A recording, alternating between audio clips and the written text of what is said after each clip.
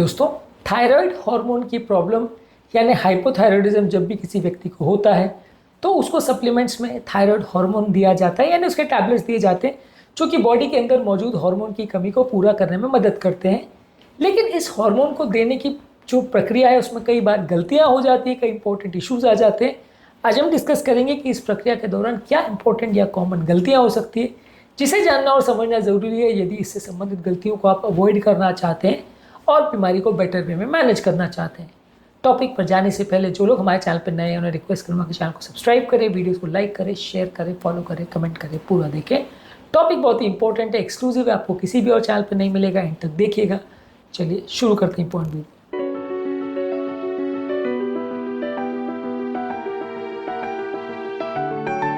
सबसे पहला प्रॉब्लम ये होता है कि कई बार डोज जो दिया जाता है वो या तो बहुत कम होता है या बहुत ज़्यादा होता है। अगर कोई पेशेंट बहुत सेंसिटिव है और ज़्यादा डोज दिया तो उसको प्रॉब्लम्स होगी, कार्डियक फंक्शन या अरिथमिया से रिलेटेड प्रॉब्लम होगी। बहुत कम दिया तो जो हाइपोथायराइड के सिम्टम्स है वो जाएंगे नहीं। अब ऐसे केस में क्या होता है कि आपको लो डोज पे स्टार्ट करना चाहिए और धीरे धीरे करके बढ़ाना चाहिए, और खासकर अगर पेशेंट उम्र दराज हो या जिसको कार्डियोवैस्कुलर प्रॉब्लम हो तो थोड़ा स्लो टाइट्रेशन करना चाहिए ताकि पेशेंट का मेडिसिन प्रॉपरली मैनेज हो। पर ज़्यादातर केस में होता क्या है कि जो TSH की वैल्यूज़ मिलती है उसके हिसाब से आप दवाइयाँ स्टार्ट कर देते हो, जिसकी वजह से अक्सर गलतियाँ होती हैं, प्रॉब्लम ज़्यादा होती है।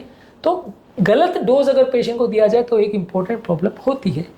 इसके अलावा अगर पेशेंट दवा का टाइम प्रॉपर मैनेज नहीं कर रहा, कभी कभार वो फूड के साथ या कुछ दवाइयों को बेवरेजेस के साथ, ड्रिंक्स के साथ ले लेता है जिसमें कैल्शियम, आयरन या कॉफ़ी होता है। फूड भी कई बार थायराइड हार्मोन के एब्जॉर्प्शन को अफेक्ट करता है। अगर आप उसको अलग से खाली पेट नहीं लेते, जिसमें आपका खाना एटलीस्ट 1 घंटा का गैप होना चाहिए, और खाने के 1 घंटा पहले लीजिए या खाना खाने के 3 से 4 घंटे के बाद लीजिए ताकि पहले का खाना पूरी तरह पच चुका हो। ये मेंटेन करना ज़रूरी है। यदि आप इसका ध्यान नहीं रखते हो तो गलती हो जाती है और थायराइड हार्मोन प्रॉपरली असर नहीं करता है। इसके अलावा यदि आप प्रॉपर मेडिसिन नहीं ले रहे हो या प्रॉपर फॉर्मुलेशन नहीं ले रहे हो, या तो आप जो दवा लिखी है वो ले नहीं रहे हो प्रॉपर, या अगर ले रहे हो तो ऐसा ब्रांड का ले रहे हो जो जेनरिक है या इसमें कोई प्रॉपर कंटेंट नहीं है, जिसकी वजह से कई बार ऐसा हो जाता है कि आपको दवा बराबर असर नहीं करती है। तो जो भी एक दवा ले रहे हैं एक स्टैंडर्ड ब्रांड की और उसी को कंटिन्यूस लेते रहिए, कभी ये लेंगे कभी वो लेंगे तो भी प्रॉब्लम होती है।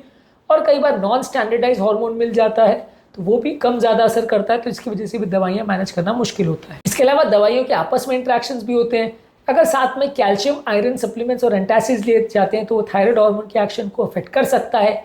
कुछ मेडिसिन जैसे रिफैम्पिसिन, फेनिटोइन और कार्बामेजिन ली जाती है तो थायरोक्सिन के मेटाबॉलिज्म को यानी उसके पाचन को बढ़ा सकती है, जिससे हार्मोन का असर कम हो सकता है।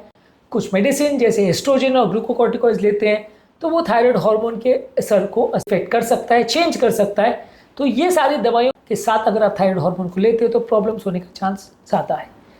अगला इंपॉर्टेंट मिस्टेक जो लोग करते हैं कि सिर्फ TSH वैल्यूज़ पर रिलाई करते हैं ट्रीटमेंट करने के लिए। कई बार TSH वैल्यूज़ गलत दिशा में आपको ले जा सकते हैं। T3, T4 वैल्यूज़ की ज़्यादा इंपॉर्टेंस है असेसमेंट करने के लिए, लेकिन आप वो नहीं करते हो, सिर्फ TSH पर रिलाई करते हो तो गलत हो सकता है, जिसकी वजह से पेशेंट को कई बार या तो आप ज़्यादा ट्रीट कर देते हो तो उसको थायराइड हार्मोन एक्सेस का प्रॉब्लम होने लगता है, कम ट्रीट कर दे तो हाइपोथायराइड का प्रॉब्लम हो जाता है। तो TSH और T4 को साथ में यूज़ करेंगे ट्रीटमेंट के लिए तो ज़्यादा अच्छा है, सिर्फ एक को यूज़ करेंगे तो गलतियाँ होने के चांस ज़्यादा है। इसके अलावा अलग अलग पॉइंट ऑफ टाइम पे, जैसे प्रेगनेंसी है, उम्र के साथ, वेट गेन या वेट लॉस के साथ, या कोई एस्ट्रोजन थेरेपी या कॉन्ट्रासेप्टिव्स वगैरह ले रहे हो तो अलग अलग पॉइंट्स ऑफ टाइम पे दवाओं की रिक्वायरमेंट अलग अलग हो सकती है।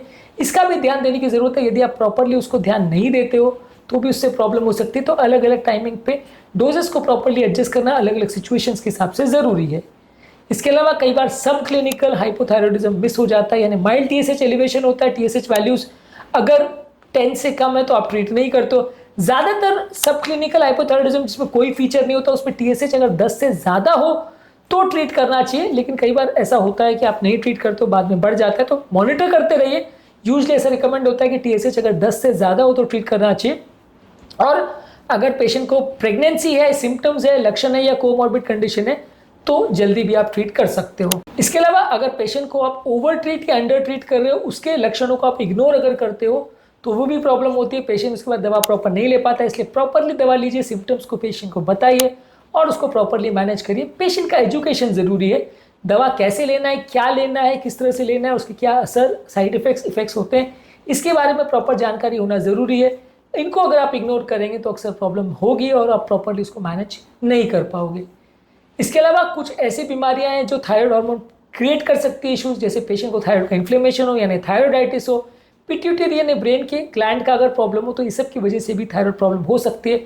और ऐसे केस में यदि आप सिर्फ थायराइड को ट्रीट करते हो, उन चीज़ों को इग्नोर कर देते हो तो प्रॉब्लम होती है, बीमारी ठीक नहीं होती है। क्या इंपॉर्टेंट प्रॉब्लम है कि कई बार आप दवाइयों को बीच में बंद कर देते हो या इम्प्रॉपरली लेते हो या कभी लेते हो कभी नहीं लेते हो, जिसकी वजह से प्रॉपर असर नहीं हो पाता। दवाइयों को अगर लेना है तो रेगुलर बेस पे लेंगे, डेली लेंगे तो ही ज़्यादा फायदा होगा, बीच बीच में स्किप करेंगे तो उतना फायदा नहीं होगा। इसके अलावा कई बार ऐसा होता है कि लोगों को लो T3 सिंड्रोम का प्रॉब्लम अगर होता है, उसमें अगर आप सिर्फ T3 देते हो पेशेंट को तो उतना ज़्यादा इफेक्ट नहीं आता।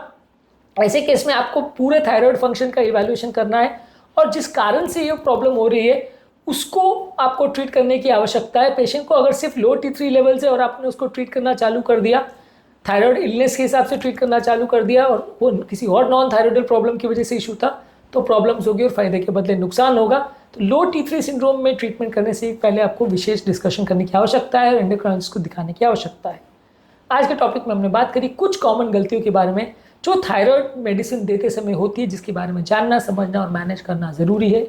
उम्मीद करूंगा कि आज के टॉपिक में कुछ नई बातें जानने को मिली होगी। जो लोग हमारे चैनल पर नए हैं उन्हें रिक्वेस्ट करूंगा कि चैनल को सब्सक्राइब करें, वीडियोस को लाइक करें, शेयर करें, फॉलो करें, कमेंट करें, पूरा